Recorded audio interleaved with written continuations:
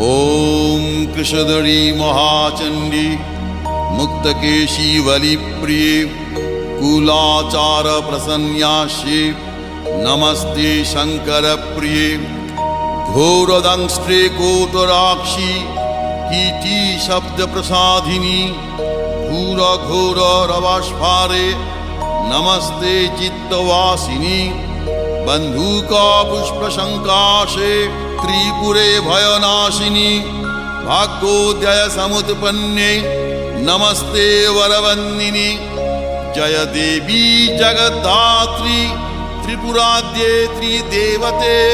भक्तेभ्य वरदे देवी महिषग्नि नमोस्तुते घोर विघ्न विनाशाय कुलाचार समृद्धये नमामि वरदे देवी मुंडमाला विभूषणे रक्तधारा